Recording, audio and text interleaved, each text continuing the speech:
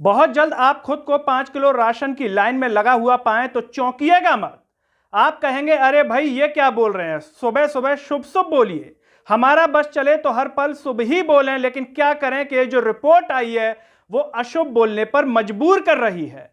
अब जाहिर सी बात है, अगर ऐसी रिपोर्ट आई है तो हिंदुस्तान में तो बनी नहीं होगी, विदेश में बनी होगी। वही विदेश जहां से अगर मोदी जी की कुछ तारीफ हो जाए तो पूरा बीजेपी का आईटी सेल कहने लगता है कि देखिए मोदी जी का डंका विदेश में बज रहा है, विदेशियों ने तारीफ की है।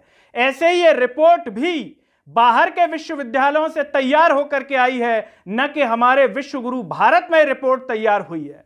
लेकिन इसमें ऐसा खुलासा कर दिया गया है जो हिंदुस्तान में 100 साल में भी नहीं हुआ, वो देश की मोदी सरकार ने 10 साल में करके बता दिया।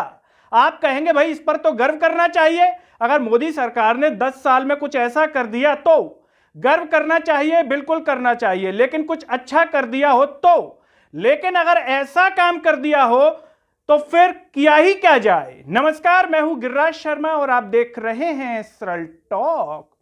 यह जो रिपोर्ट तैयार की है यह फ्रांसीसी अर्थशास्त्री थॉमस पिकेटी और इसके साथ ही साथ जो हार्वर्ड और न्यूयॉर्क का है उनके इकट्ठी टीम ने तैयार की है। और इस रिपोर्ट में यह बताया गया है कि 100 साल में भारत में इतनी असमानता नहीं आई अमीर और गरीब के बीच में जो 10 सालों में आई है। पिछले 10 सालों में, ये जो रिपोर्ट है 2022-23 की आई है और पिछले 10 सालों में देश में मोदी सरकार है।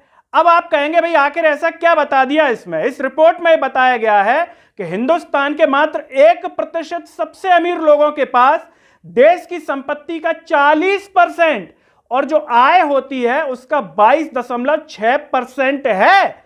सोचिए आप, मात्र 1% लोगों के पास अगर इसी रफ्तार से खाई बढ़ती चली गई तो आप खुद सोचिए कि जो आम आदमियों 5 किलो राशन की लाइन में लगेगा या फिर क्या होगा। इसीलिए हमने शुरुआत में ही कहा कि अगर आप खुद को बहुत जल्द राशन की लाइन में लगा हुआ पाएं तो चौंकिएगा मत, क्योंकि यह खाई दिन व दिन बढ़ती जा रही है। अब इन 1% अमीरों में कौन होंगे कहने की आवश्यकता नहीं है, आप खुद कमेंट करके बताइएगा कि इनमें कौन हो सकते हैं। लेकिन जरा सोचिए कि वो मोदी जी जो डंका पीटते थे, कहते थे कि मैं खुद गरीब हूं, मैं गरीबों का दर्द समझता हूं, क्या वो ये दर्द समझते हैं?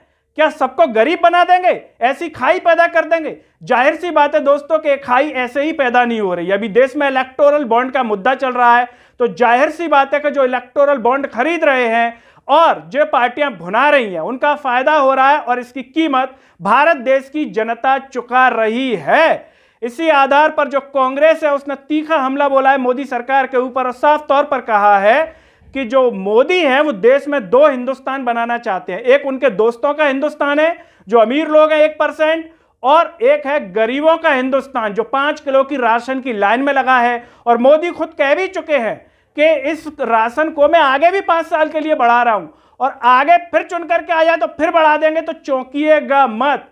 अब आप ये सोचिए कि जिस देश का प्रधानमंत्री इसको भी गर्व से कहे कि मैं 5 किलो का राशन दूंगा, ऐसी दुर्दशा हो भारत देश के नागरिकों की और ऐसी पार्टी से गर्व से बताए, तो क्या ऐसे प्रधानमंत्री पर शर्म नहीं करनी चाहिए कि हमारे भारत देश में एक ऐसा प्रधानमंत्री हुआ जिसने शर्म के विषय को भी खुद के लिए बड़े ही गर्व से बताया।